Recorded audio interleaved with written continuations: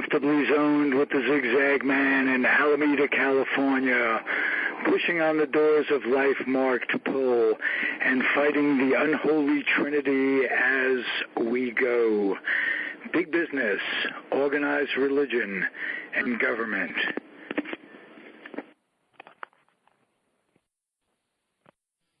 I am back, and you are comfortably zoned with me, the Zig Zag Man, in Alameda, California. We're down by the lagoon at the 420 studio. And for those of you who aren't familiar, Alameda is right across the bay from San Francisco in the northern part of the great state of California, USA, United States of America. We have listeners from all over the world, and it's a pleasure to be on internet. Al Gore did a good job in inventing it. Very happy that he did that. He didn't make much of a candidate. Couldn't carry his home state, as I recall. Tennessee would have won the election were it not for that and some chads. But that's another story. Today we're going to talk a little sports. I'm lucky. I have some of the greatest guests, and they return. That's what amazes me. Eric Lenaburg, podcaster himself with MLB, and a return guest now to the Zone, Comfortably Zoned, on the Comfortably Zoned Radio Network. Eric, what it is?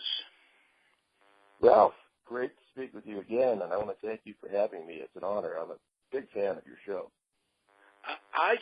You've said that to me, and I just don't understand why. I understand being a fan of the network. We have terrific shows in the network. Mine is a little lacking, but I don't know. You have a good variety. You have good guests. It's always interesting. I really enjoy it. Well, I have a lot to live up to because the other shows on the network are really terrific, and I appreciate you adding your nice words and again coming back. I always like to ask return guests right off the bat, what would you like to talk about today? What's on? In other words, what is on your mind today? Well, I just returned from a little vacation in Boston, and I'm back in Tempe, Arizona, where spring training is about to start very soon. So let's start off talking about what's going on here. Okay, perfect. What's going on in Tempe, you mean? Tempe and the whole Phoenix area. The Angels train here in Tempe, but we've got the defending world champion Cubs here in the Valley. The Dodgers will be here. A lot of new faces on some of these teams. And I wanted to ask you, what do you think about things like the Cubs' chances to repeat? And are there any dark horses out here in Arizona? There's 16 teams here. So what do you think about the Cubs? First thing, I'll tell you what I think of pennant races in general and returning champions. Now they've got everybody on the calendar who isn't even a contender can look at a Cub game and circle it and make that their game of the year. Cubs come into a city, you may be Philadelphia, you're not in it, maybe Atlanta, whatever. It's nice to beat as a group mentality. You can get it together to beat the world champions, and the fans like that, and teams get up for it. Vis-a-vis, it's very, very difficult to repeat for just that reason, because every game is important to someone playing you. If they're Absolutely. it's important, and even if they're not contending, it's like waking a sleeping dog when you bring in a contender or a defending champion. So that's why I would say, if I were a betting man, and I really am not, because I have seen what happens to people who think they can beat the system in one way or the other.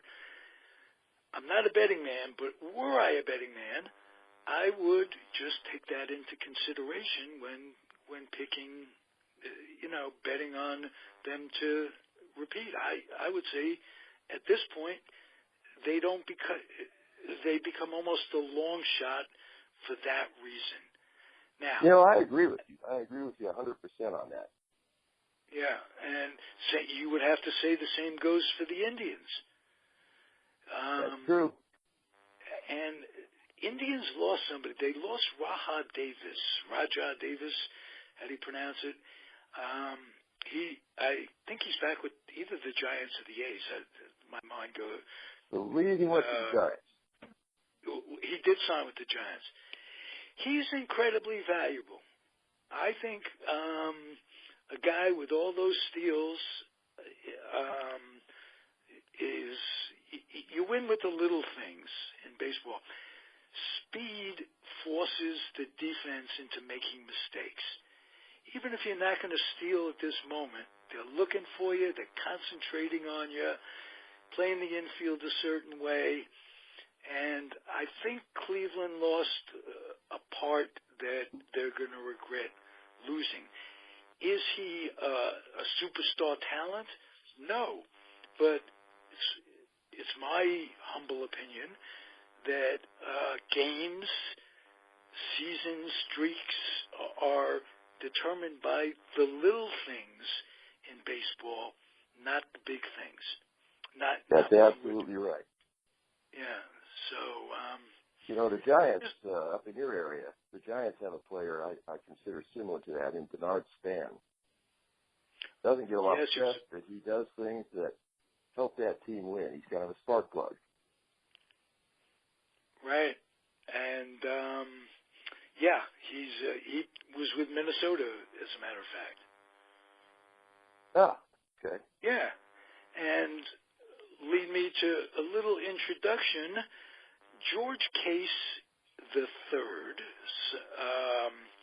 whose dad was Major League outfielder with the Washington Senators, and he is combining with Ron Rabinowitz, who's a member of our team at the Comfortably Zoned Radio Network.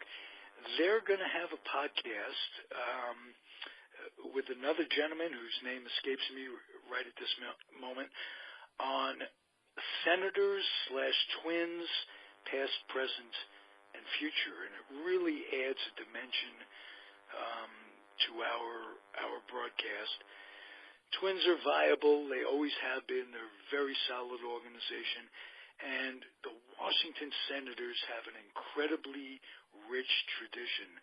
And so I look forward to another podcast on this network that's going to be starting in the next few days. Hey, that's exciting, and I hope your listeners realize that you got some history there, too. George W. Case III, you mentioned his father. His dad, George Case, was a good friend of Ted Williams. And as you know, Ralph, Ted did not have a lot of close friends when he played Major League Baseball. His friends were movie theater guys, ticket takers, highway patrolmen. But George Case was one of his closest friends, so there's going to be a lot of interesting stories there. I know George and Ron Rabinowitz through Facebook, oddly enough. Both very good guys, very talented guys. So I'm looking forward to that. Yeah, if I have one talent in life myself, it's in putting together people who are talk ball, and that's what we do. We just and life talking ball and knowledgeable people. They all have a passion, as do you. Your passion is baseball. Your passion is radio. And it shows through it. You could hear it in your voice. You're excited that there's spring training starting. Absolutely. I've asked you this before. What do you do with your Jones, your wintertime Jones, for ball? Are you a big other sports? No, I'm not, Ralph. In fact, I go to a lot of Arizona Fall League games here, and I cover some of them. And I'll do PA announcing even, just to be able to be a part of baseball right up until Thanksgiving.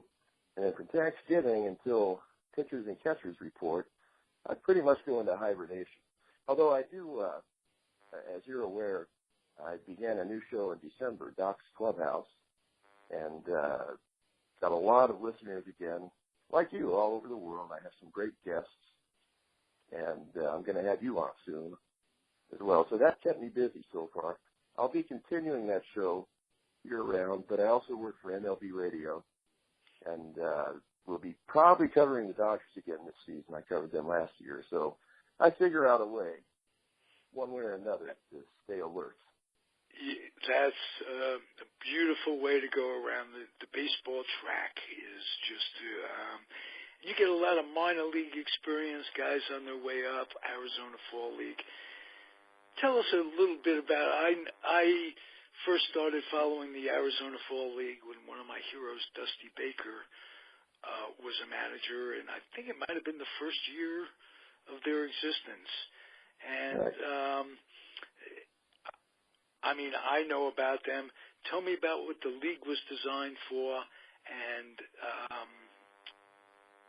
tell me what you get out of it, what you find enjoyable about covering that league.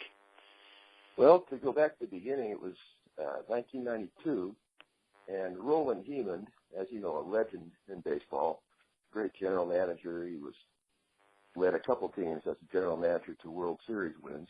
Roland conceived the idea of having all 30 major league teams send their very best prospects to the league here in Arizona. The weather is still good right through November. And so there are 6 teams here. And on every team, there are 5 members of one of the major league organizations. So, for instance, in Peoria, Arizona, the Seattle Mariners, Los Angeles Dodgers have their prospects there. And you get to see some great talent. I remember back in 2011, the Scottsdale team had Mike Trout and Bryce Harper in the same outfield.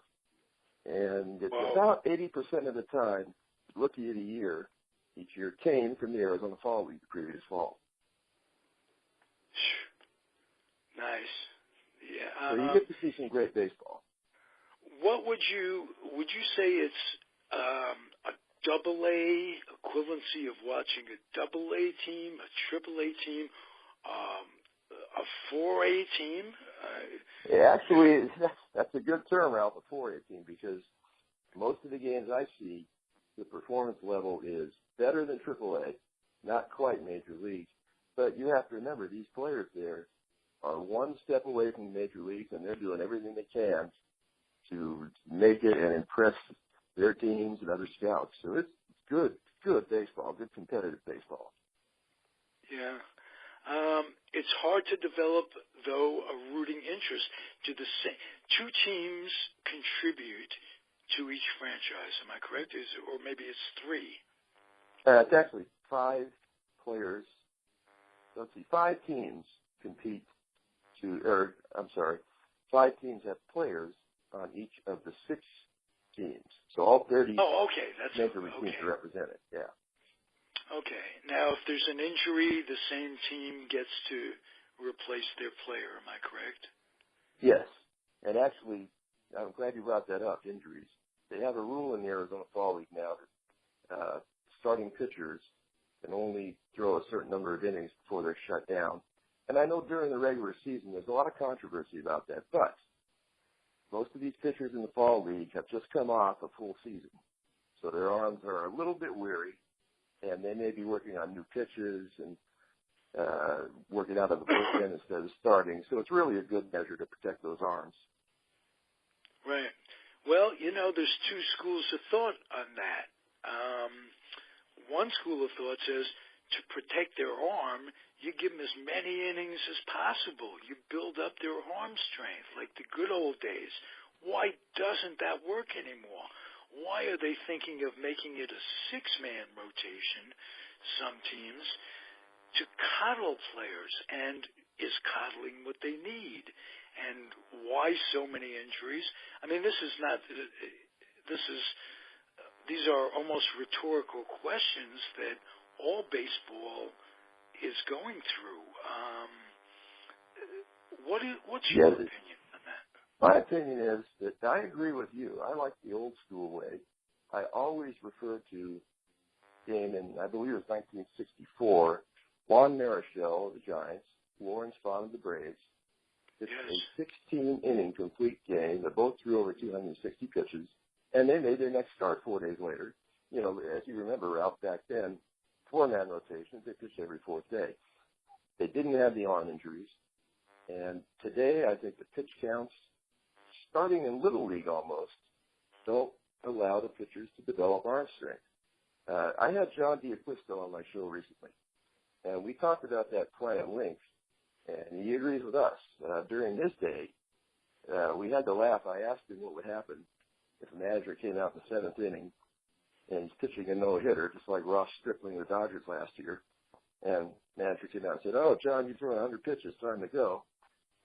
John said manager would be knocked out right then, and he'd stay on and out and keep pitching. And that's the attitude of most of the players from that era that I speak with. Well, you know, there is one more factor. Guys are throwing 98, 97, 98 miles an hour almost on a regular basis. Pitchers weren't throwing that hard back in the 60s. No, absolutely. So are players just too much stress on the arm from trying to overthrow? Could that be it? That could be it, yes. Refer back to the Arizona Fall League this past season. It just ended recently. A pitcher in the Red Sox organization, Michael Kopech, was throwing 105 miles an hour regularly. Starting pitcher, he's 20 years old. Now, also, he was the key player in the trade between the White Sox and Red Sox with Chris Sale. So it'll be interesting to see this season how long they let him go. Will it affect his arm throwing that fast? Because when I saw him pitch, he didn't go to many off-speed pitches. He didn't have to. So right, you throw 105. We're going to see some young guys like that. I agree with you. Is it the speed and how hard they're throwing? It could be. Could be. Does he have a semblance of control at 105? Or he does. I was very impressed, as was everybody else, because I think his strikeout to walk ratio was 10-1. Whoa. Yeah, that's Clayton Kershaw. 10-1. Yeah. Whoa. You know, 2-1 is pretty good. Yeah, absolutely. So now again, this was a limited 6-week Arizona Fall League season, so I think he pitched 5 starts, and then he was in the Arizona Fall League All-Star game. So the 5 starts, he probably threw 40 innings, 30 innings. But a 10-1 strikeout ratio, I guess at any amount of innings, is fantastic. Yes, I would say. So you would advise taking him on your fantasy baseball league team? Oh, he's going to be a pick for me, yes. Okay. So I just found out you're really into it, aren't you? Oh, I do that. I do. When I'm not working baseball, I'm doing things like fantasy leagues. Let's put it this way. My significant other pretty much knows that we won't have a lot of alone time during baseball season. She's gotten used to it. Yeah, my whole day is built around the game. As you said, we have, you and I and many of our fellow podcasters, we have a passion for the game, and that's why we do what we do. Right. Well, in my case, it's my only skill, talking ball. I wouldn't say that, Ralph. You can't put that on a resume, though. You can't. True. I'm a good roller. I can do that. And, I can talk ball. Geez, I don't really like to work, but would you consider hiring me? And if so, why, for crying out loud? Back to spring training for a second. I want to get your opinion on the Los Angeles Dodgers. Again, it's a team I covered for MLB last year. I probably will again this year, but they're trying to repeat for their 5th straight NL West title. And every one of those years, they haven't gotten out of the League Championship Series. But they re-signed their major free agents. Romo. What do you think? And they picked up Well, Romo. they also added Romo, who was a giant closer and a roll man for a lot of years. He's been through the wars. And I think anytime you can add somebody like that to your bullpen, wow, you really got something. If not for the innings he pitches, but for the effect he has on other young pitchers sitting out in the bullpen. I'm a firm believer in baseball as a game. There's a lot of time for a lot of chatter and passing on stuff and learning how to handle yourself in the majors, what works, what doesn't work in terms of working out and stuff. You get a seasoned veteran like that who seems to have a lot in his arm. He had a much better second half last year for the Giants than he's had for a while. So I commend them on that, and I think I'll never learn how to pronounce his name. Puig? Oh, Yasiel Puig. Puig. Yeah.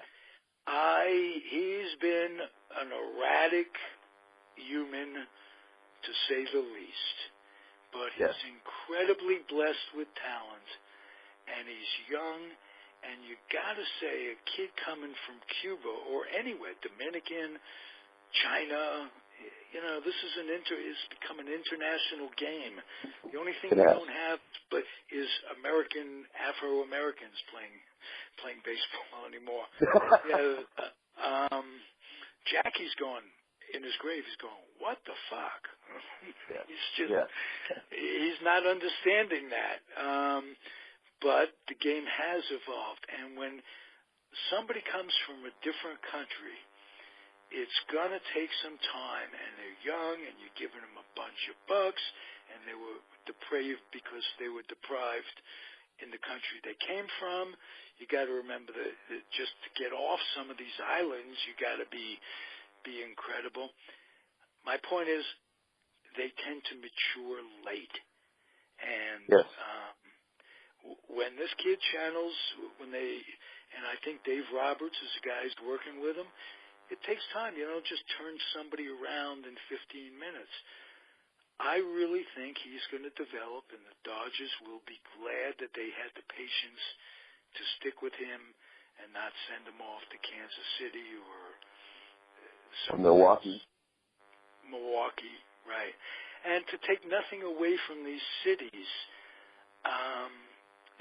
big-time stars should be on the coast. It's just I agree with that 100%. Speaking of Puig, now, last year, he had a lot of, he was erratic, like you said. They sent him down to Oklahoma City in August. And when he came back with the September 1st call-up, he was a changed player. And, in fact, he was one of the spark plugs that helped him win that NL West. So, and all signs and everything I've heard so far during the pre-spring training games is he came back in better shape. He has a great attitude. So let's see if he can carry that into the season. And if so, you're looking at a future superstar right there. Oh, yeah, because just based on his talent, and I know that's hard to harness because there's two things. There's raw talent, and then there are baseball skills, which don't always come together. Sometimes the least talented guys have the most skills, and that enables them to succeed in a way where the talented guy can't. And if they can't harness the little things, and for some reason, he's one of the first Dodgers I've rooted for in a long time to succeed. I just maybe it's because he is from Cuba, and when my father emigrated from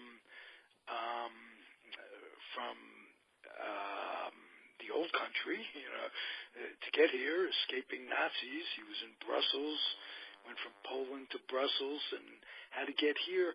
He couldn't get into this country but through Cuba. So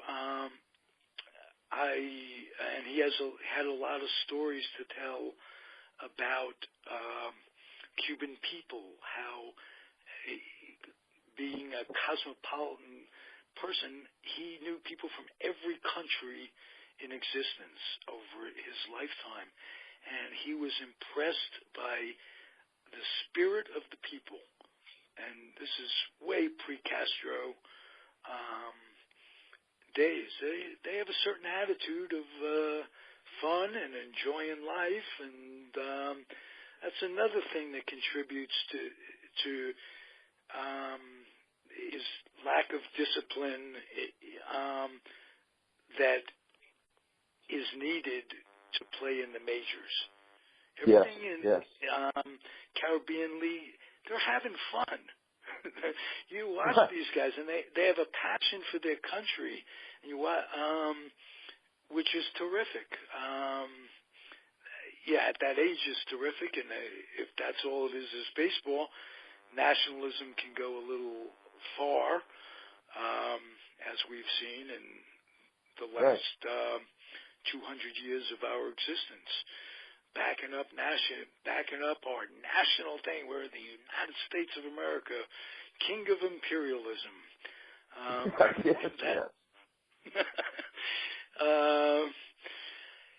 All right. It always comes back to politics, doesn't it?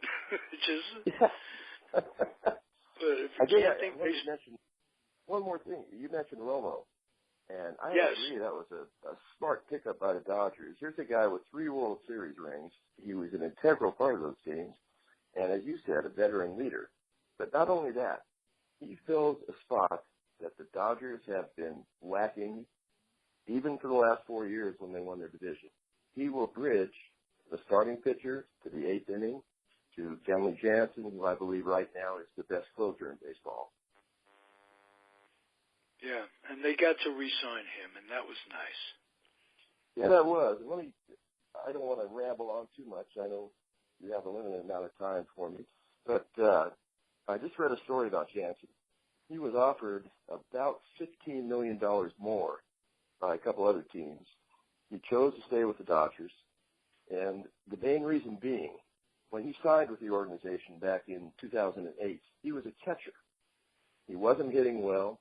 But they stuck with him, and this is what Kenley said. They stuck with him. They let him turn into a closer, and by 2011, he became their closer. So out of loyalty to the organization, that's why he stayed for less money. And that is not something you see nowadays. It just doesn't happen. No, that's a nice story. You know, when I think of catchers in the Southern California area who became closers, I think of Troy Percival, who started his career in the minors as a catcher with the Angels. And I think it was Tom Kochman, a minor league coach, that, or Howie Kirschberg, it might have been, who was a minor league pitching coach, a guru, the late Howie Kirschberg, rest in peace, a friend of mine. I think it was Howie who was instrumental in making Percival a relief pitcher. And, wow, that's a parallel story. Did the Angels and Dodgers see the value of their rivalry? They do. Okay. They do. Do they play it up pretty big? Because I know the Giants and A's often miss the boat on, if 2 teams are doing well, it's great, even if they're in different leagues in the same area. Do the A's or the Angels and Dodgers work it out so it's profitable for both teams? They do, and last year was a good example. The Angels just didn't compete most of the season while the Dodgers were on their way to the NL West title. But they played, I think it was 6 times they had interleague games during the season, sold out at both stadiums every game. And they were able to promote things like Mike Trout facing Clayton Kershaw, Albert Pujols, the old Warrior, facing Rich Hill, the old Warrior. So they promoted it well. It was a great series. I mean, how often are you going to see two guys who, in my opinion, are the greatest at their position in this generation, Clayton Kershaw and Mike Trout? You don't get to see them square off very often, so who wants to miss that? Right. There's talk that Kershaw's career may surpass Koufax's. There is, and I'm one of the believers in that, Ralph.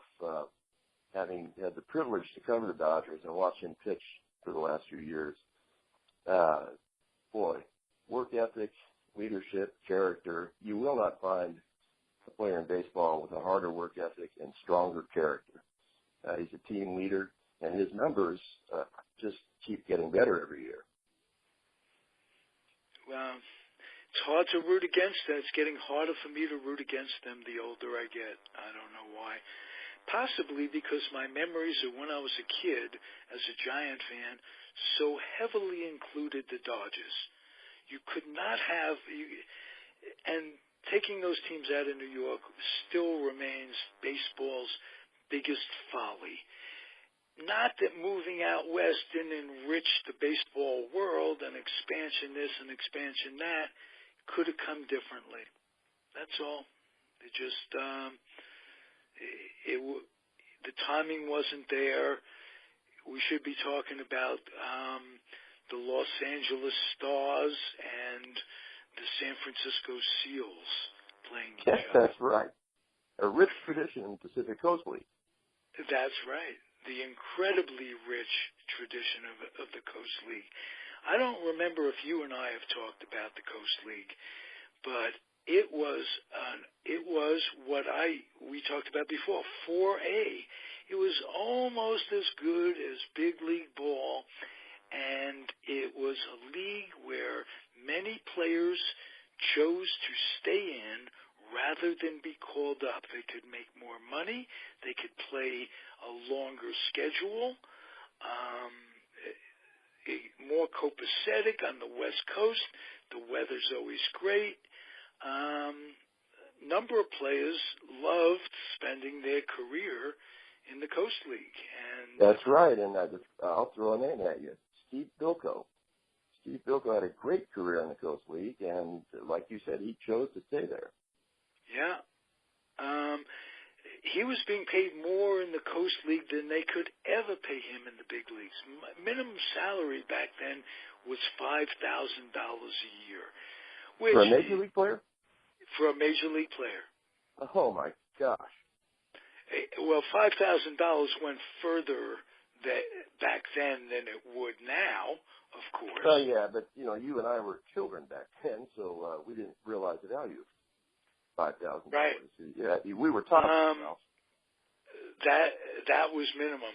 The Yankees, George Weiss was so cheap re-signing these Yankee players because he would build in their heads that you're going to get the World Series share, which was almost as much as you're getting, and in some cases more, than the regular season.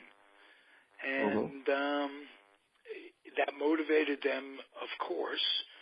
There was the Yankee way of don't take our money. The old veterans would say to the rookies, don't mess with our money.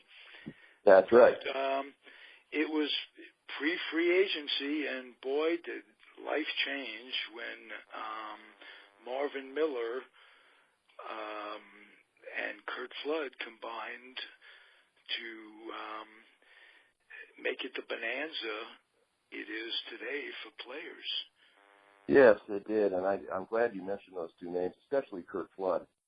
I don't know if fans realize the impact on the game of what he did, and I don't know that today's players really understand what he did benefits them so much. But Kurt Flood was a stand-up guy, and he refused to be traded, as you know, and that started the ball rolling, and here we are today. Yeah, and never benefited from it. No, he did not. He lost the case he he sued for initially, if memory serves, he lost, and it was taken over by the union, and it basically, what with the mistake of the owners, freed everybody. And, right. But Kurt know, actually was, as you remember, basically blackballed for a couple of years, and then the Washington Senators, Bob Short was the new owner, and he went out and signed Kurt Flood, but his skills over those 2 years when he didn't play were diminished, and he really was wrapped up after about a half a season in Washington, if I remember correctly. Eric, I don't know if this past week somebody published it on Facebook. It was a wonderful picture of Kurt Flood, Denny McLain, and Ted Williams all wearing Washington uniforms. I saw that photo. I can't remember who posted it, but I love that photo. Was that not great? And Kurt Flood looked great. He had his arms folded, and he had that old Kurt Flood look of confidence on his face. And Denny McLain was young and thin and just a different world. And, of course, the Splinter, Ted Williams. It all... you mentioned him earlier on. Tell me a Ted Williams story before I let you go that I may not know. And I've read a lot about the splendid Splinter. He's an enigma. He was quite a guy. He was. I'll tell you a couple quick stories about him. First off, as he would admit, when he was a young player and in the minor leagues, he was very brash and just hard to reel in, kind of like the Alcio Puig today. So he had a manager at AAA in Minneapolis, a guy named Donnie Bush. And Donnie Bush was a long-time member of the Red Sox organization and a stern manager. So it reached a point mid-season where Donnie Bush went to Mr. Yawkey and the executives at the Red Sox and said, you know what, I've been with the organization for 30 years, but I can't take this. It's either Williams or me. One of us has to go. And right away, Mr. Yawkey said, well, if that's the case, Donnie, good luck, because Williams is going to become the face of this organization. So, excuse me, that's one story. The other one that I always enjoyed was his first spring training with the Red Sox. They had a game, I can't remember what city it was in, but there was a stadium with a regular home run fence, and about 30 feet back, another fence that was a little higher. And when they got there, his good friend Johnny Orlando, the clubhouse boy for the Sox, standing there and said, I saw the babe that went over that second fence right there. Sure did. And Ted said, oh, boy. But he was thinking to himself, well, I'm going to do that too. So through the 3-game series there, he was something like 2 for 13. But his last at bat, he hit one over that second fence. And as he rounded third base, he was looking at Johnny Orlando with a big smile. So I love that story. Nice. Yeah, Ted had so many facets to him. He was a fly fisherman of great repute. He had a big contract with a fishing magazine. Oh, no, it was with Sears, and it was covered in a fishing magazine. He had a big contract with Sears, I remember, as not a baseball player, fly fisherman. That's right. He'd spend his off seasons in Florida. He could be gone for 2-3 weeks at a time, just out fishing in these remote swamps, finding the great and a loner. He spent a lot of time alone.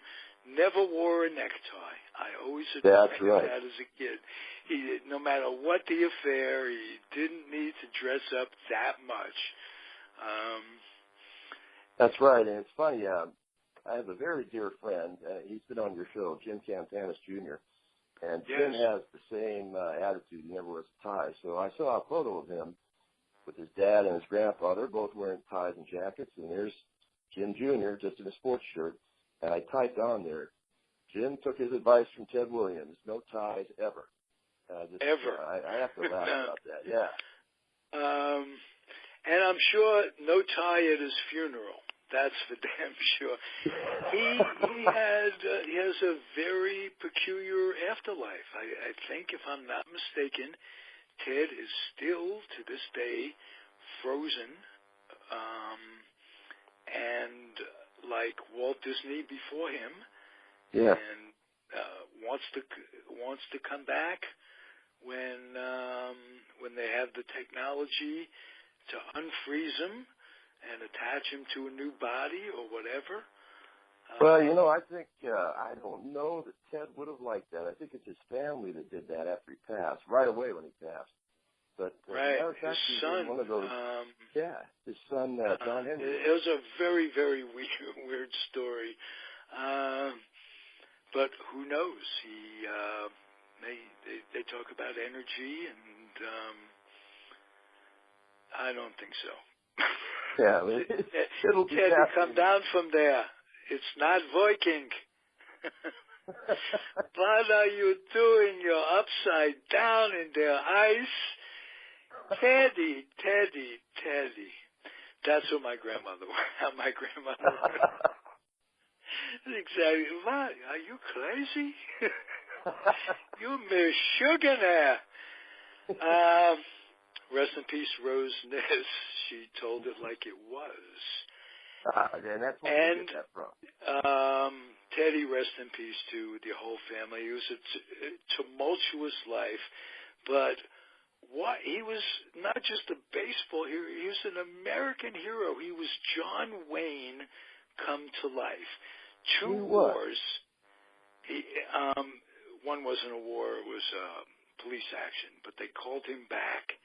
And in this latter part of the prime of his career, that's right. They took so both primes were taken, and his stats are incredible. Would have he broken Babe Ruth's record if he I believe played? He would. Yeah, I think so. I do. He was one thing people forget is that after that second stint in the service, when he was 39 years old, he hit 388, 5 hits short of another 400 season at age 39. And that, to me, is one of the most phenomenal feats in baseball. Whoa. That's a stat that hadn't crossed my mind in a long time. Yes. Wow. At 39 years old, hit 3, and he wasn't a speedster. No, in fact, he talked about that. He said I have to believe a younger Ted Williams could have legged out at least 5 hits to get that 400. Yes. Wow.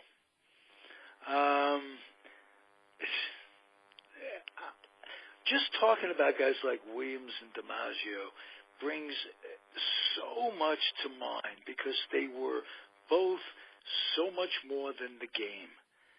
And yes, they were Life magazine type people. Very few sports stars got covered in Life magazine, but it was always the super mega stars that did. And right. Teddy Ball Game, Teddy the Splendid Splinter. And how did he call? Won't even mention what he called himself. He would get himself psyched.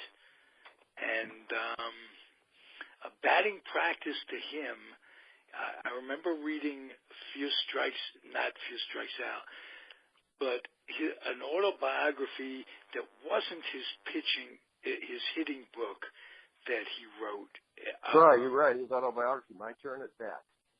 My Turn at Bat. And he talked how he'd psych himself up in batting practice, on the on-deck circle. In the field, his mind would be on his last at-bat. He admitted that his mind wasn't always in the game. But, right.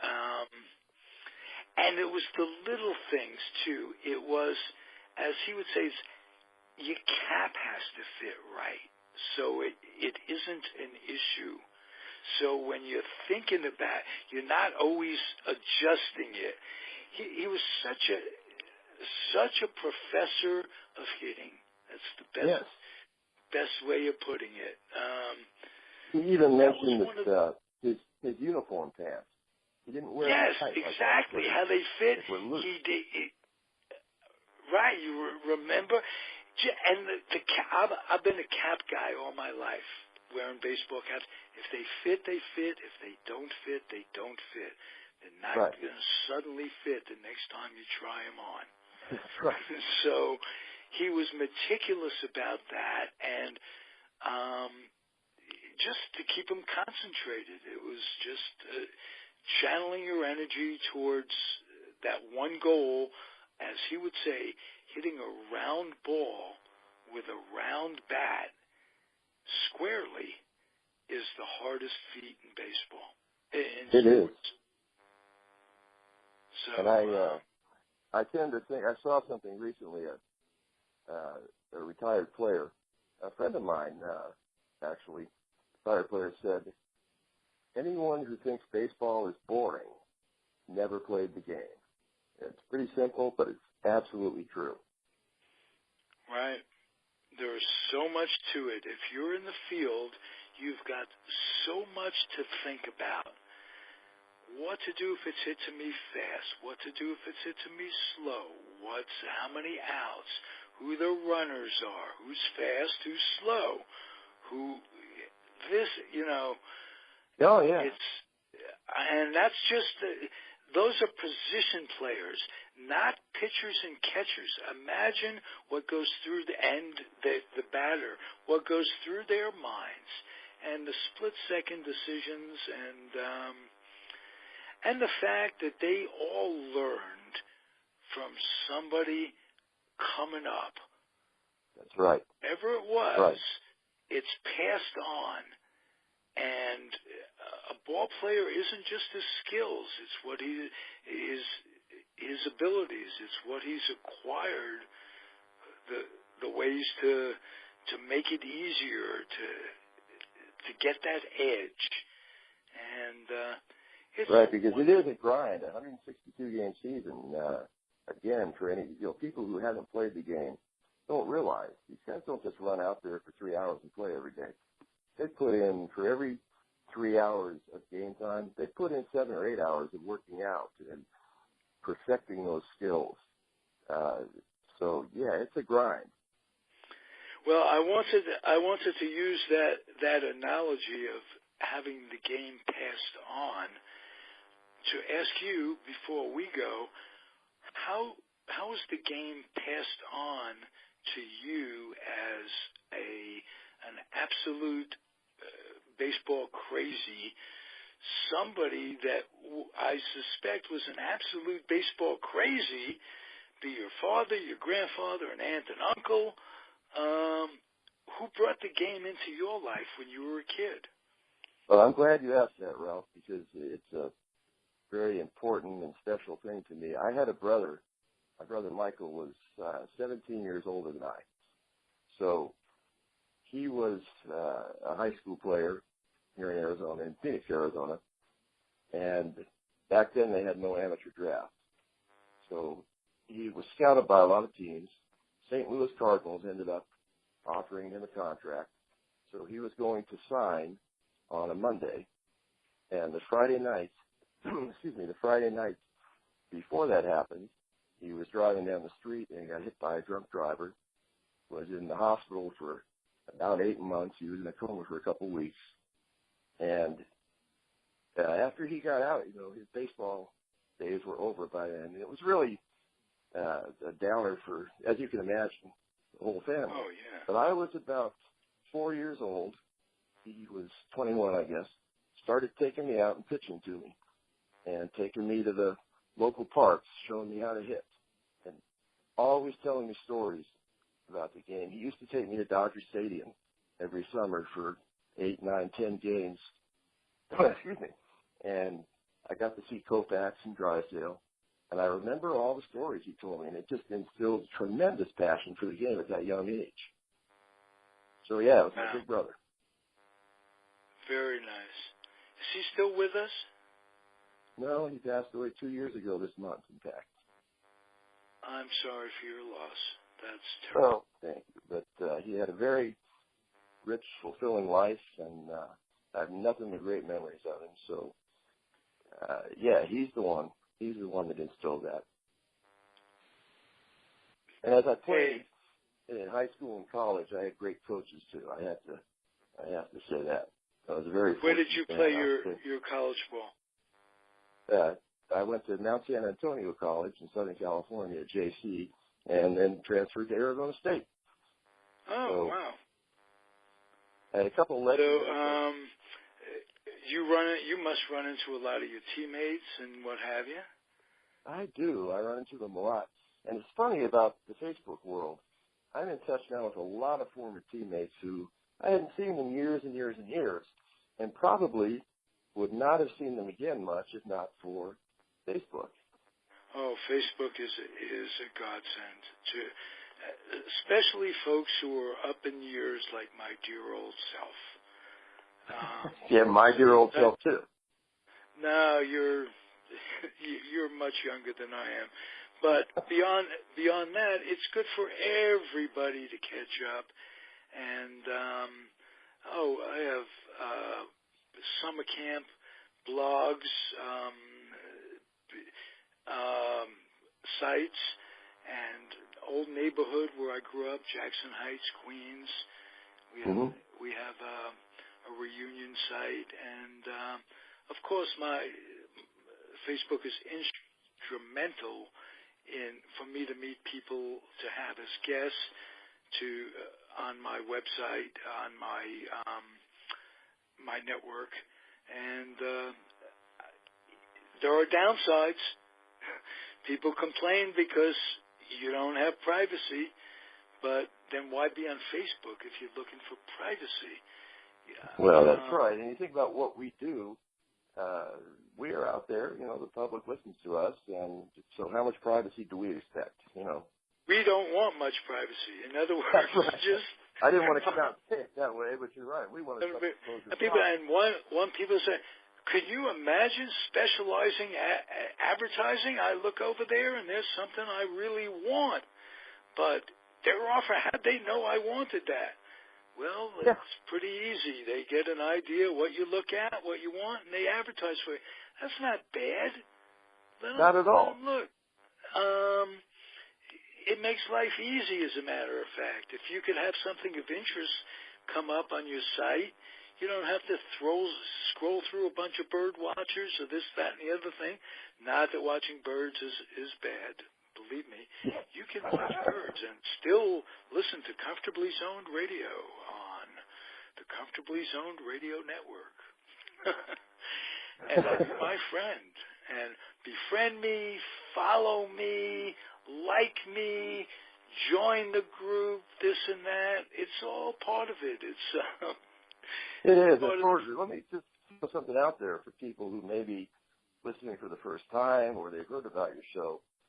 Hey, folks, Ralph does a fantastic job. It's always interesting, great guests. I'm honored to be here, Ralph. I really feel honored. I love your show, and I really appreciate you asking me to be on. Oh, Eric, I apologize because it's been a few days now. I haven't been able to get to the post office. The check is in the mail.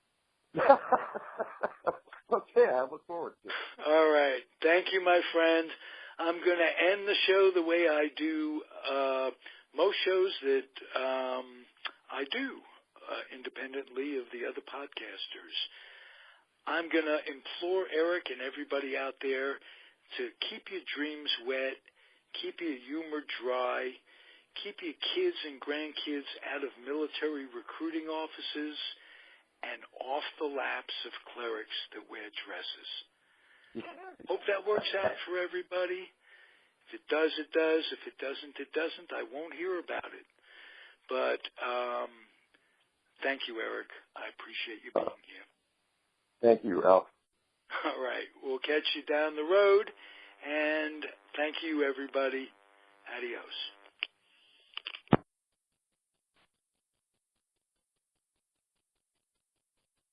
Thank you again, Ralph. It was a great pleasure to join you today.